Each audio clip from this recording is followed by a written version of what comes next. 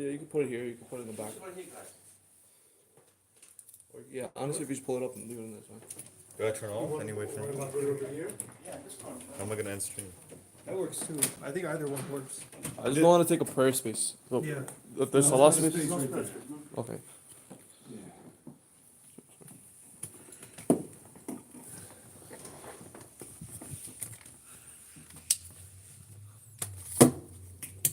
That's the lead you want to put it.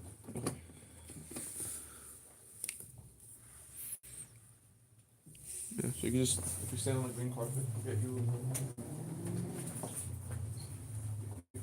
Started. I started already. Oh, you started? Yeah. Okay. You started what? Live stream. No, turn it off. Right now? Oh, I like waiting for more people to come. No, you can just leave it on, and then when people come, they come. Okay.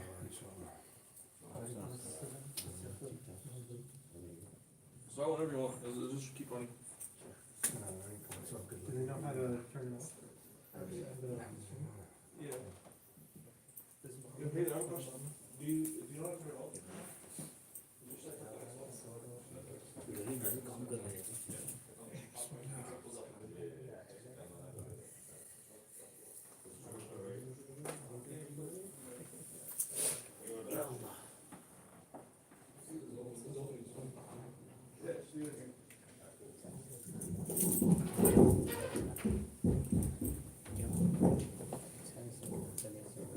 How long you want to give it then? I like the younger people to give it then. Give the other. Yes.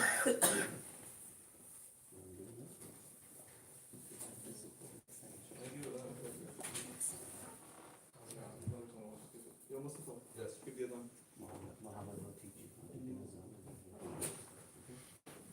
السلام عليكم ورحمة الله وبركاته. الله أكبر الله أكبر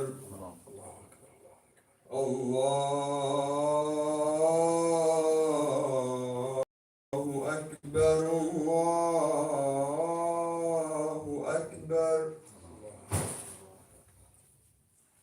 أشهد أن لا إله إلا الله أشهد أن لا إله إلا الله أشهد أن محمدا رسول الله أشهد أن محمدا رسول الله حي على الصلاة حي على الصلاة حي على الفلاح حي على الفلاح الله أكبر الله أكبر لا إله إلا الله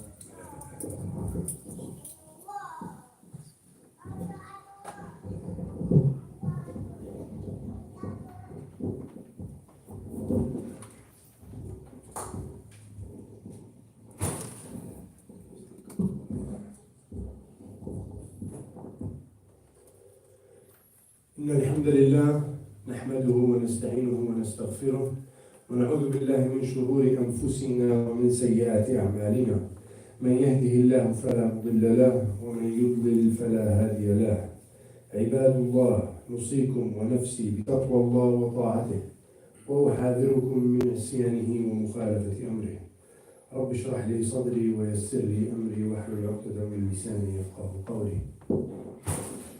Today is the first Jum'ah after Ramadan. And may Allah subhanahu wa ta'ala accept from all of us Ramadan. The Prophet ﷺ and the companions, they used to make dua all year long. The first 6 months after the Ramadan, they would make dua that Ya Rab, accept from us Ramadan. And then the 6 months before next year's Ramadan, they would say Ya Rab, balighna Ramadan. Ya Rab, accept from us next Ramadan and allow us to reach Ramadan. That's how important Ramadan is. And Allah subhanahu wa ta'ala accepts from all of you. Since we're here, that means we caught Ramadan. And that means, may Allah subhanahu wa ta'ala protect us, we most likely did a little more good than we usually do in Ramadan. We prayed a little more, we fasted a lot more, we read Quran more, we treated our friends and our family with respect and love. Even when you're angry, you try and keep yourself cool and calm. Prophet ﷺ, one of the Sahaba came to him, asked him for advice. He said, Ya Rasulullah, advise me. He was leaving to another country far away, and he said, Ya Rasulullah, advise me. And he said, La taghdab, don't be angry. And this man who's leaving to another country, to another place in the world, he wants some more heavy advice. And he said, Ya Rasulullah, okay, don't be angry, give me more advice. He said, La taghdab, don't be angry, that's it. And he asked him a third time, and the Prophet ﷺ gave him the same answer. He said, do not be angry. Because that anger really hurts you in the long run.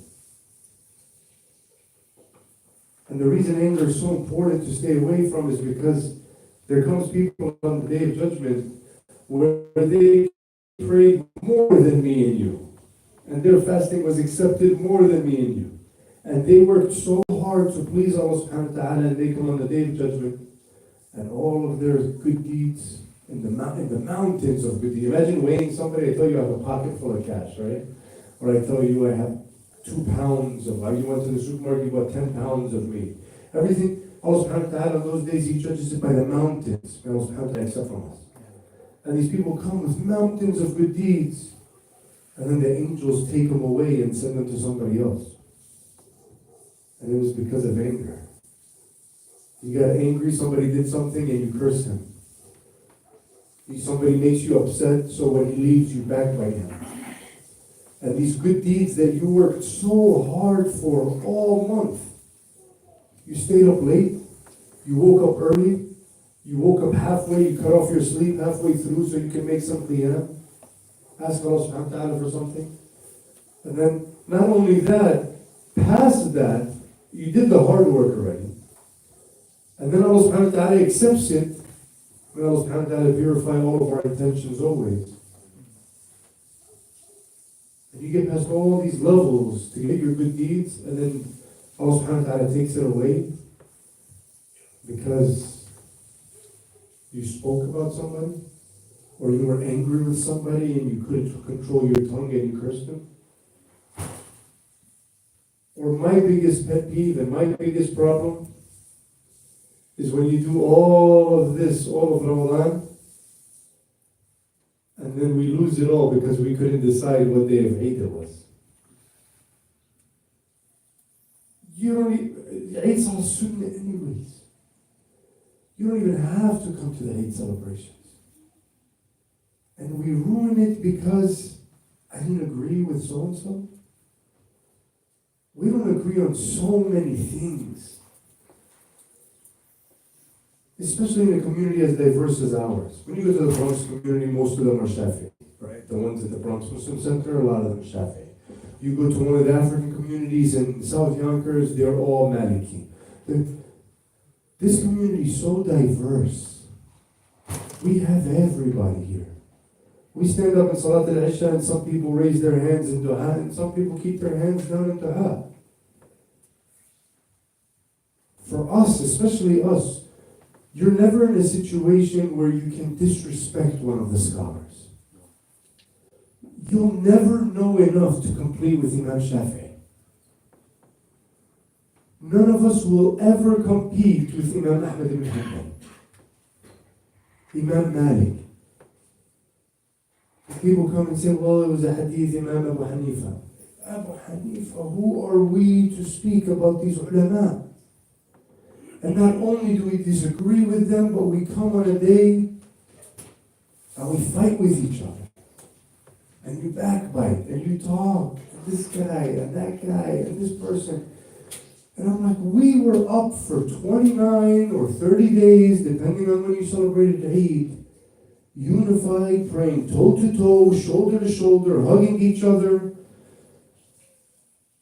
And And it wasn't just, we are all tired from Ramadan. Ramadan takes a toll on you. Ramadan takes a toll on you. And you're willing to sacrifice all of that? Somebody didn't agree with you? And subhanAllah, whether or not you want to follow, and I'm gonna hang on this a little bit. And the reason I'm gonna hang on, I'll explain it later in the khutbah. Because before we worry about Palestine, and before we worry about our brothers and sisters getting massacred all over the place, the brothers that we love, if we can't get along, we have a bigger problem. Some of my favorite people in this community prayed on after 30 days. They fasted 30 days. Okay? My favorite people in this community. And some people that I might not like as much prayed with me on Eid. I only fasted 29 days. But we're all in this together.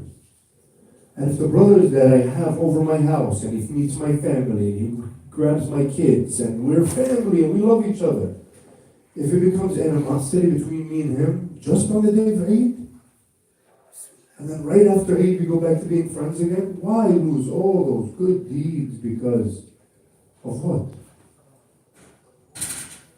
So this is something that I really wanted to talk about, because before we worry about the people overseas, our brothers and sisters that we will be held accountable for on the Day of Judgment, we're never going to get that far if we don't at least respect each other's opinions. That's the least of it. We don't have to agree. It's very difficult to agree. Me and my wife barely agree on anything. She's the boss, so she kind of, she figures it out. She did. Very difficult to agree. You and your kids might not agree on something. And your son, may Allah subhanahu wa ta'ala protect him, not making too many life-changing decisions. But with that, you still don't agree with them. But as long as there's a basis, as long as nobody's changing anything in the deen, as long. But I really wanted to talk about this because it hits home. And I'm going to beat up the elephant in the room. Brothers started talking about each other when Ramadan was ending. You prayed next to him all month long.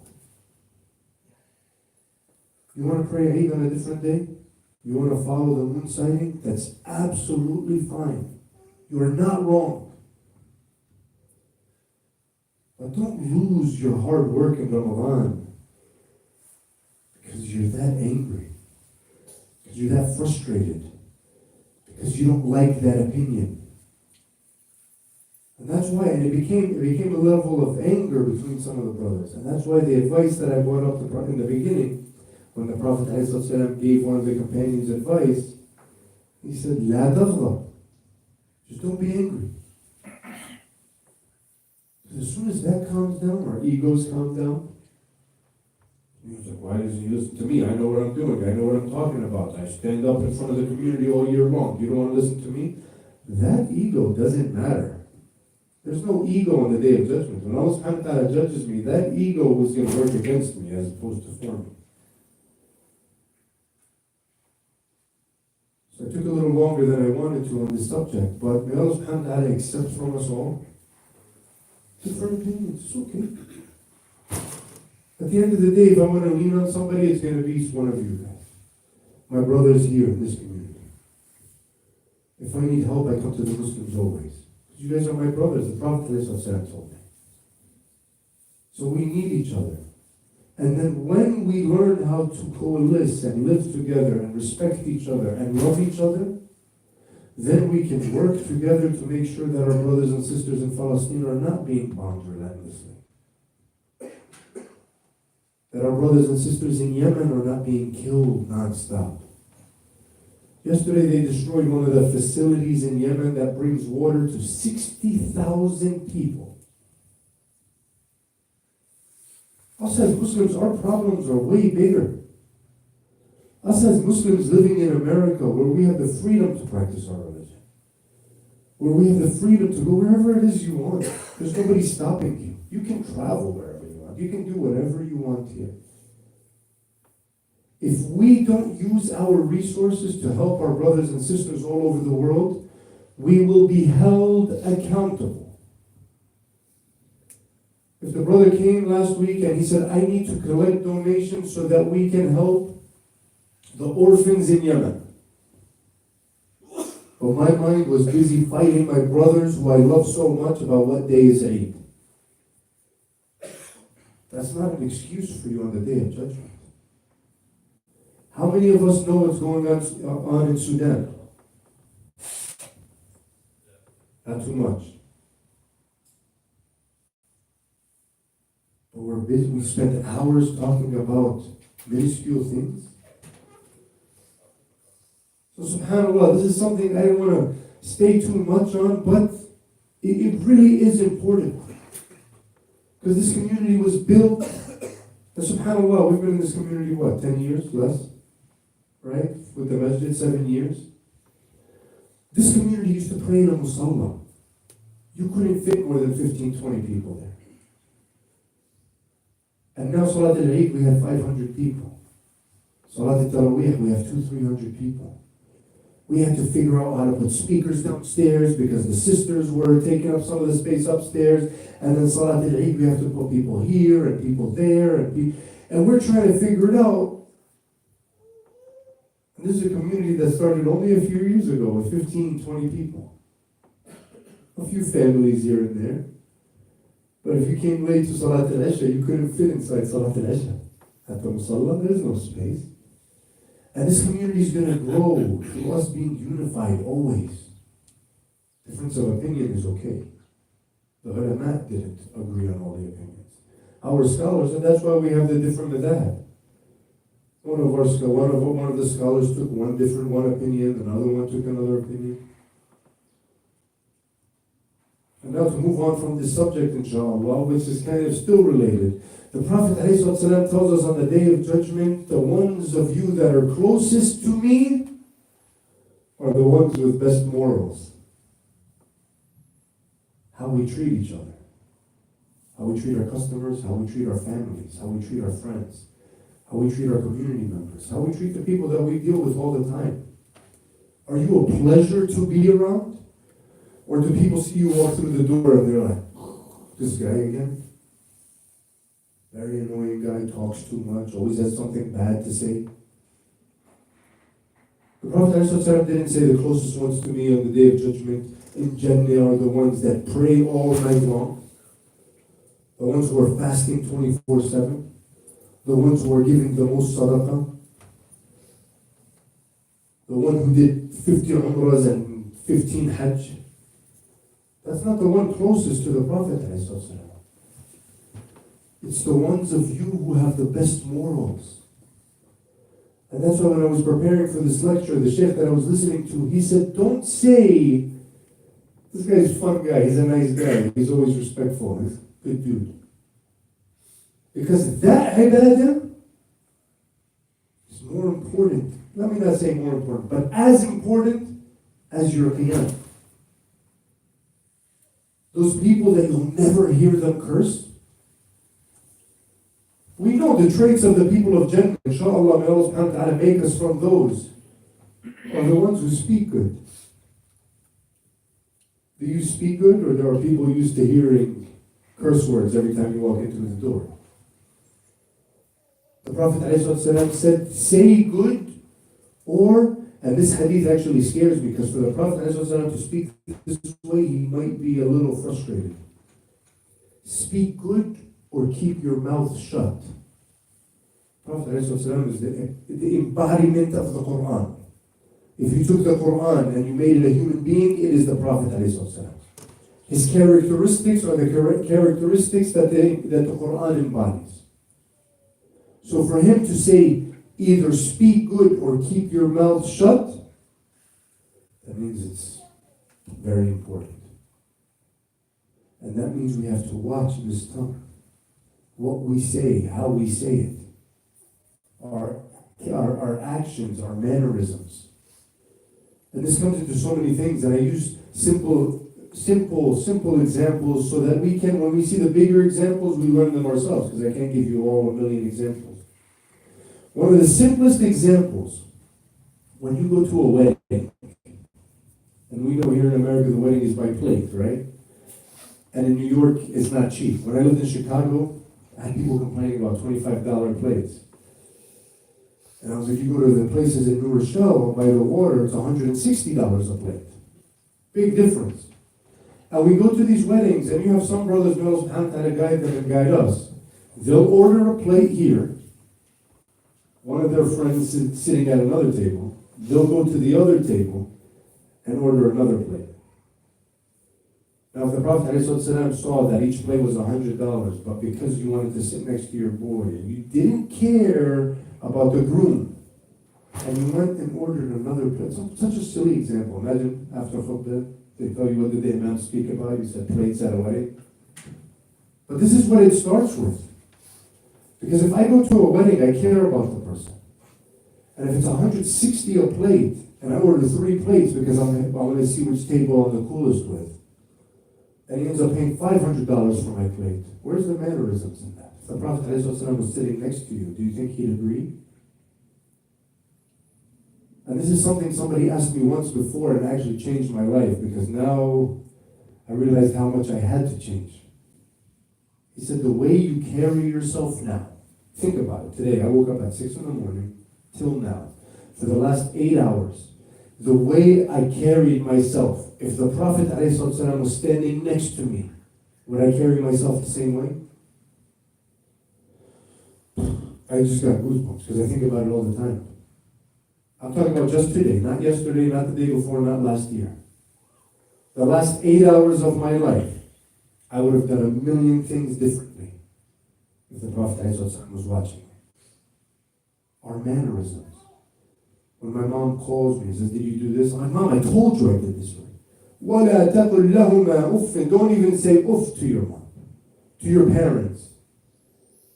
And I say this all the time, it's very important. The Prophet, the scholars of Islam, the scholars of tafsir, of the Quran, they say if there was a word less than uff, Allah subhanahu wa ta'ala would have used that. وَلَا تَقُلْ لَهُمَا أُفٍّ. Imam tells you to take out the trash, the Prophet ﷺ is standing right next to you. Mom, I'm busy right now, I gotta go to school. Mom, I'm busy right now, I gotta go to work. That's how you're gonna act if the Prophet is standing next to you, ﷺ?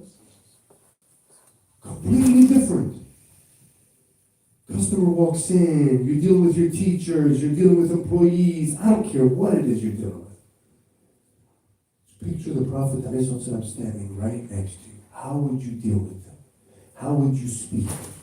A lot of us drop the F-bomb like it's nothing nowadays. You used it as an adjective. You say that word to explain how excited you are. The Prophet ﷺ standing right next to you. Would you still use it the way you use it all the time? Something to think about. But now more important than the Prophet ﷺ. More important. The Prophet ﷺ tells us, worship Allah subhanahu wa ta'ala as if you see Him. For even though you don't see Him, He sees you. Somebody cuts you off in traffic and you hit him with a nice finger and a curse word. Allah subhanahu wa ta'ala is watching you. If that happened, and I said Allah's watching, in that second before you cursed at him, would you still curse at him? And that's why that advice from the Prophet ﷺ, لا تغضب, do not be angry. Because it'll bring us to the second part of the khutbah, which is the ones who are closest to the Prophet ﷺ on the Day of Judgment are the ones with the best morals. So keep that in mind. Because when you treat your brothers with the best morals, then when we play volleyball, inshallah, any day we should start. So if you want to get me in volleyball by me, let me know. Just pass by. We'll be playing here, inshallah. And it becomes a nice environment. How many of us don't like playing in the masjid basketball or soccer because it's just a toxic environment? Somebody's yelling and cursing, and that's out of bounds, and you never give me my call, and blah, blah, blah. And it becomes, where's the morals in that? And we are in the masjid. We want to worry about Palestine and Kashmir and Yemen and Syria and Sudan. We can't even figure out what's in our own backyards. أقول قولي هذا واستغفر الله لي ولكم فاستغفروه إنه هو الغفور الرحيم.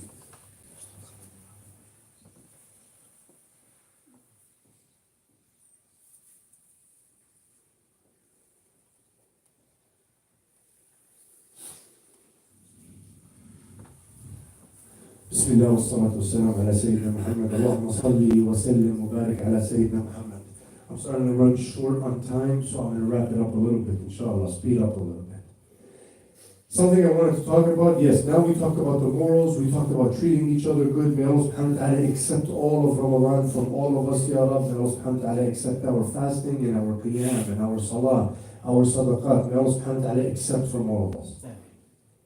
Now I want to talk about, as usual, because I can't let it go, what's happening to our brothers and sisters all over the world. I saw a video of little kids flying in the sky from the bombs that were dropped on them. Tough scene. I knew I was going to talk about it, so I said, I mean, not get too emotional. Because I have 2 kids at home. And that is not easy. And if you don't have kids, you have nephews, you have cousins, you have nieces, you have somebody. So for the brother to stand up and carry his headless daughter, who's 3 months old, we cannot forget them. You cannot forget them in your dua. You cannot forget them in your salah. You cannot forget them in your sadaqah. If you don't have that, all of us are living. All of us are not worried about our next meal. If you have $1 million, you give more than the guy who has 100,000. And if you have 100,000, you give more than the guy who has 10,000. But not one of you doesn't have anything with him. An orphan, and there are tens of thousands of orphans now.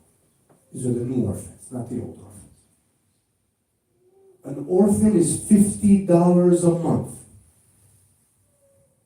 No excuse. You will be asked on the day of judgment. And that brother that comes on the day of judgment that says, Ya Rab, I was killed and my kids starved because the 2 billion Muslims out there couldn't afford $50 a month, you will not be forgiven on the day of judgment. And that is a fact. Because I have 2 kids. And if I died and my kids starved, and I knew that you were the brothers that I pray with, I promise you I'll hold you accountable on the day of judgment. And this is serious. Because a lot of times we like talking about the mercy of Allah subhanahu wa ta'ala. We love talking about how much Allah subhanahu wa ta'ala loves us. We love talking about how Allah subhanahu wa ta'ala is the most generous. But Allah subhanahu wa ta'ala always has He also has the most severe punishment. And that severe punishment is saved for somebody. And may Allah subhanahu wa ta'ala protect us and not make us from those. But the people of Palestine, the people of Yemen. Yesterday, 1 bomb in Yemen, now 60,000 people that relied on that water source don't have water anymore. In this masjid alone, it's not even fully done yet. It's not even renovated, nothing. You can go to any room and turn on 10 water taps. Our problems are not the same. Money, the economy's down, business is not doing so good. Your problems are not the same. And remind yourself that, because it'll keep that hadith that the Prophet ﷺ tells us, do not be angry. Don't be angry. Economy's bad, somebody cut you off. This brother in Palestine held his 3-month headless daughter up. Don't compare your problems. Allah subhanahu wa ta'ala has not tested you the way He's tested the people of Palestine. And don't disrespect them by making your minuscule problems as big as those. And may Allah subhanahu wa ta'ala never test us the way He's tested them. because I promise you I probably wouldn't make it. Keep that in mind. When you look at the bigger picture, your smaller picture now, it doesn't matter as much. It's okay to be upset. It's okay to be sad about things. And that's why Allah subhanahu wa ta'ala says, وَلَا تَهِنُوا وَلَا تَحْزَنُوا. Do not give up. When you see scenes like that, do not give up, because Allah subhanahu wa ta'ala, and they need you. Allah subhanahu wa ta'ala doesn't need anybody. Let me clarify that. But imagine the beauty of Allah subhanahu wa ta'ala answering their du'as through you. The mother on her deathbed who says, Ya Rab, send somebody to feed my kids. And some random dude from New York donates $50. It covers a month. The answer to this mother's dua. وَلَا تَهِنُوا. Allah, it is a command. Allah tells you, do not give up. Very important to keep this in mind. And don't ever falter in Allah subhanahu wa ta'ala's plan. Allah subhanahu wa ta'ala tells us in the Quran, they plan and He plans. And Allah subhanahu wa ta'ala is the greatest of planners. When I talk about these things, I get a little riled up, so I go over my time. So we're going to wrap up. We're going to wrap up with one of my favorite stories. It's a Chinese story. And I said this to the brothers at the end. We don't know Allah subhanahu wa ta'ala's plan. And a nice little story to calm me down a little bit, calm you guys down. There was a man whose horse ran away. And his neighbors came to him. And they said, that's too bad. And he said, maybe. The next day, the horse came back leading a group of horses. If you ever rode a horse, you know that horses follow each other. His horse came back with a group of horses. And his neighbors came back again, and they said, that's amazing. And he said, maybe. And then his son was training one of these horses, and his son fell and broke his leg. And the neighbors came, and they said, that's too bad. And he said, maybe. And then the next day, the army came to draft and enlist people into the army, and they saw this son had a broken leg, and they said, we don't want him. And the neighbors came again, and they said, that's amazing. And he said, maybe. Allah subhanahu wa ta'ala tells us in the Quran that us as human beings, we're too rushed. We want it now. That's why people resort to haram money, because they want it now. They see it in front of them. We never have trust and faith in Allah subhanahu wa ta'ala's plan. And like this story teaches us, you don't know the outcome. You don't know what's going to happen in the future. But if you trust Allah subhanahu wa ta'ala, then you trust that your future is going to be bright, inshallah.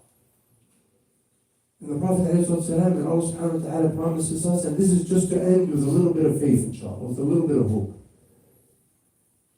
that Islam will never be defeated by an enemy. The Prophet ﷺ promises us that. Islam will never be defeated by an enemy. And that means this war in the world that's going around on our brothers and sisters, it's not going to take us down. We believe that firmly.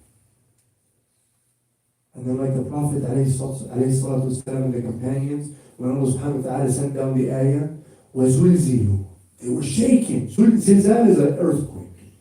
The Prophet ﷺ, who had the strongest iman and the strongest faith, he was shaken. حتى يقول الرسول والذين آمنوا معه متى نصر الله. Until the Prophet ﷺ and the companions with him, they said, Ya Rab, when is your victory? Because we can't handle this anymore. And watching the beheaded children in Palestine that nobody cares about, they all care about the 40 beheaded Israeli kids that were never proven and disproven after a while, but after they slapped their propaganda against all the walls, right? But our children are being beheaded every day. And if we stick to the Prophet ﷺ's hadith where he tells us the closest to me on the day of judgment is the one with the best morals, then we can treat our families with respect and love. And then we can treat our brothers with respect and love. And then when we move together as one unified force, then our politicians might stop sending billions of dollars to the people killing our children. May Allah subhanahu wa ta'ala bless you all. May Allah subhanahu wa ta'ala forgive you all. May Allah subhanahu wa ta'ala forgive all of our shortcomings when it comes to our brothers and sisters all over the world.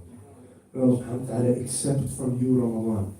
May Allah subhanahu wa ta'ala accept all of our fasting, all of our salah, all of our sadaqah, all of our qiyam. May Allah subhanahu wa ta'ala reward us for the things we wanted to do but just didn't have the time to do. اللهم اغفر للمؤمنين والمؤمنات والمسلمين والمسلمات الأحياء منهم والأموات إنك سميع قريب مجيب الدعوات يا رب العالمين. رب اجعلنا مقيم الصلاة ومن ذرياتنا ربنا وتقبل دعاء. ربنا اغفر لنا ولوالدينا وللمؤمنين يوم يقوم الحساب. اللهم صل وسلم وبارك على سيدنا محمد وأقم الصلاة.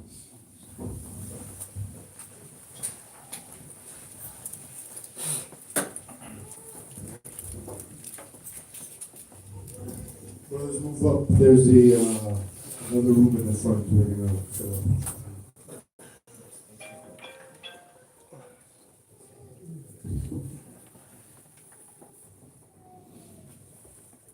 There's still space, brothers. Move up if you can.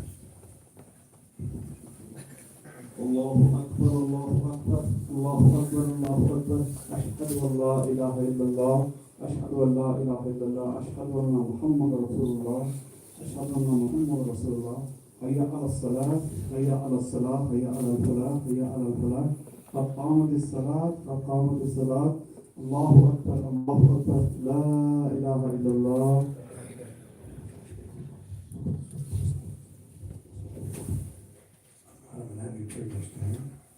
That way the brother doesn't pray by himself. استووا واستقيموا واعتدلوا. الله أكبر. بسم الله الرحمن الرحيم الحمد لله رب العالمين الرحمن الرحيم مالك يوم الدين إياك نعبد وإياك نستعين اهدنا الصراط المستقيم صراط الذين أنعمت عليهم غير المغضوب عليهم ولا الضالين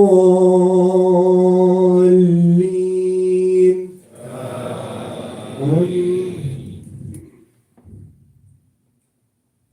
ألم تر كيف فعل ربك بأصحاب الفيل ألم يجعل كيدهم في تضليل وأرسل عليهم طيرا أبابيل ترميهم بحجارة من سجيل فجعلهم كعصف مأكول. الله أكبر.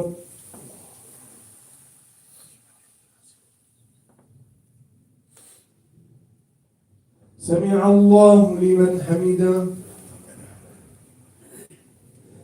الله أكبر.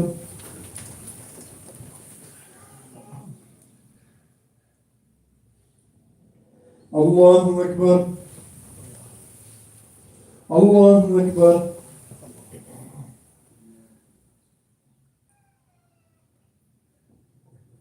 الله أكبر. بسم الله الرحمن الرحيم الحمد لله رب العالمين الرحمن الرحيم مالك يوم الدين إياك نعبد وإياك نستعين اهدنا الصراط المستقيم صراط الذين أنعمت عليهم غير المغضوب عليهم ولا الضالين.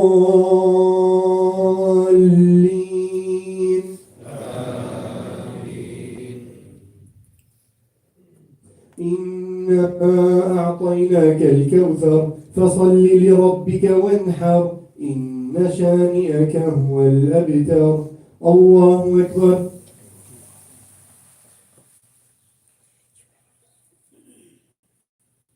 سمع الله لمن حمده.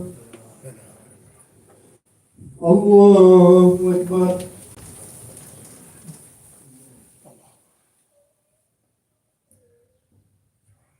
Allahu Akbar. Allahu Akbar.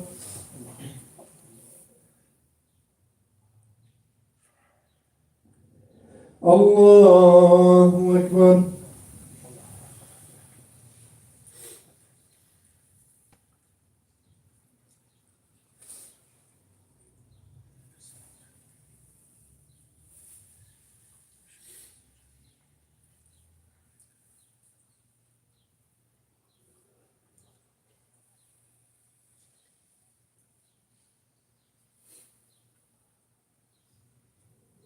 السلام عليكم ورحمة الله.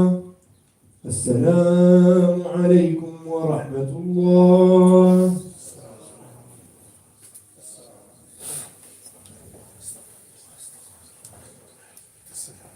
Brothers, do not forget the masjid in your sadaqah. Alhamdulillah, we covered a lot. We covered the whole year's rent when it comes to Salat al-Jum'ah, Salat al-Taraweeh. We did a lot, alhamdulillah. May Allah subhanahu wa ta'ala accept from you all. But do not forget the masjid in your sadaqah. And if you're looking for an organization to donate to when it comes to the orphans, please let me know. Jazakallah khair.